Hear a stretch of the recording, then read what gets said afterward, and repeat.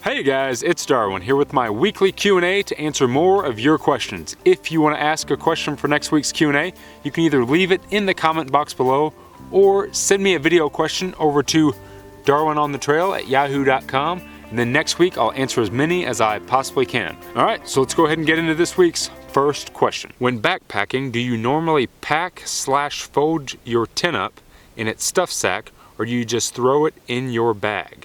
And what have you seen other thru-hikers doing? So it all depends on what tent that I'm carrying. In 2015 and 2016 on the AT, Snuggles and I carried the Big Agnes Copper Spur UL2, and with that tent, I just stuffed it. I did have a stuff sack for that tent, and I would just stuff it in the bag. I didn't fold it, I didn't roll it, any of that stuff. Typically on tents, it is better to stuff it, and just because whenever you fold a tent, you're putting creases and you can mess up the fabric and some of the DWR coating. So it's all opinion, but I've always believed that it's much better to stuff all backpacking gear. Now the tent that I am currently using and that I'll be using next year on my thru hike of the PCT is the Z-Packs Duplex Cuben fiber tent. And with that tent, I can't really stuff it yet, so I just kind of roll it. I roll it kind of into a cylinder, and then I just put it in my pack. And then if it's wet and I'm breaking down camp, I'll put it in my big mesh pocket on the outside of my pack. And as far as what I've seen other thru-hikers doing, I think it's just kind of all over the place. There's no right or wrong way to stuff a tent or to pack it up. It's just really all preference. However, like I said, I believe stuffing is a much better thing and safer for the material. Do you need/bring any knife or cutting tool during a thru hike? If yes, how often do you use it? If no, why? So yeah, I carry a small little pocket knife. On the AT, I carry the Gerber Paraframe Mini, which is just a tiny little knife, and basically all I ever use a knife for is cutting string and cheese. Every once in a while, I might use my knife to like cut a piece of duct tape or a piece of Luco tape, but I've never had to use my knife to, you know, cut anything or anybody or any type of animal or anything. So usually just a blade that's big enough to cut the most minimal of objects on the trail. Now I would never consider carrying a big knife or an axe or a saw or anything like that on a thru hike, just because I don't think you really need it. You just need something small enough to do very small tasks. And how often did I really use my knife on the trail? Not really that much. Like I said, the only time I ever used that knife was to cut cheese. If I had like a block of cheddar cheese or something, I would use that to cut me off a slice. And that was it. So you don't need much of a knife on a thru hike. In your opinion, what is the lightest and roomiest one-person double-walled tent? I'm getting ready to start section hiking the AT and want the lightest and roomiest crib possible and not have to deal with condensation issues.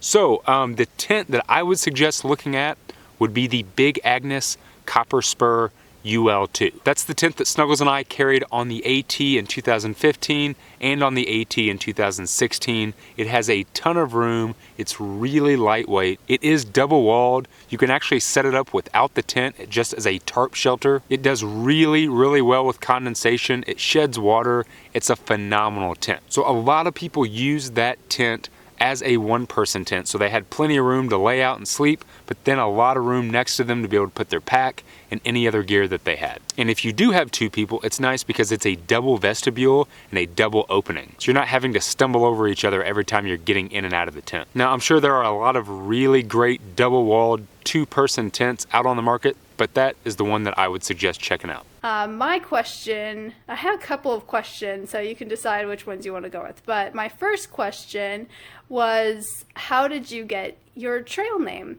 I remember watching a video about how Snuggles got her trail name, and I was curious about how you got your trail name. So that is a great question, and I don't think I've actually ever answered that. So how I got my trail name was on the AT in 2015.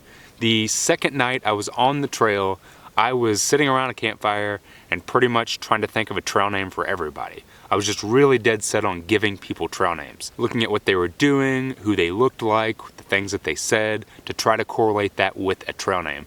So because I was trying to give people names, and because of the beard, and I had just got done racing triathlon pretty seriously and was talking about being super fit, survival of the fittest. A certain couple that I was trying to give a trail name gave me the trail name Darwin, because Darwin named a lot of species, because obviously the survival of the fittest, and because of the beard. At first, I didn't really dig the trail name, but after a while it caught on, I got used to it, and well, here we are. What are the advantages and disadvantages of thru hiking as a couple?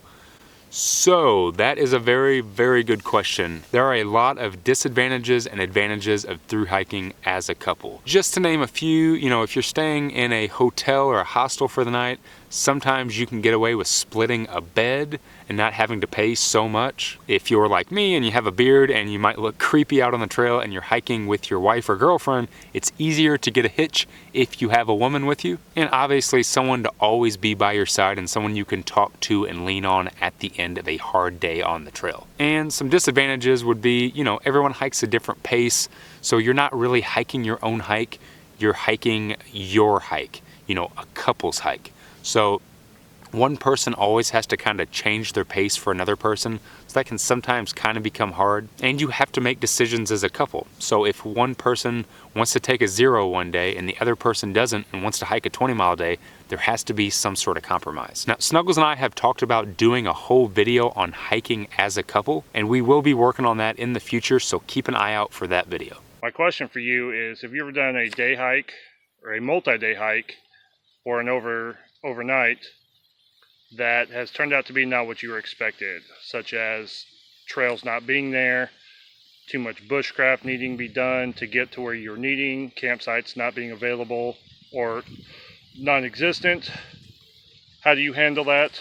Do you pursue on, or do you stop and find another way?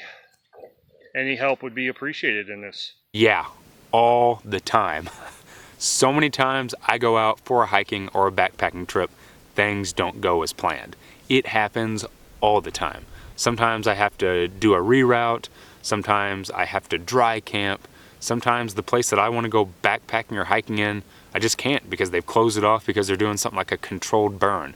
So yeah, all the time things happen, and how I deal with it is I hike on, I press on, I get the job done, I adapt to the situation. Try to figure it out and make the trip the best that I can possibly make it. One big thing that I've learned with hiking and backpacking and planning trips is nothing ever goes as planned. So keep yourself open to it, keep yourself flexible, adapt to it, and hike on. Do you do any winter backpacking? If so, what do you use for water filtration? Hollow fiber filters are susceptible to freezing, so I'm curious on what your alternative was. So, as you kind of said in your comment, I always use a hollow fiber filter. Either I'm using a Sawyer Squeeze or the Hydro Blue VersaFlow, and if it's cold outside, whether it's winter or right now in the fall, I sleep with it in my toe box of my quilt. I keep it in a Ziploc bag, I put it in my quilt just to make sure that it doesn't freeze. Now, out of all the different elevations and temperatures that I've hiked in, I've never had a problem with a filter cracking yet.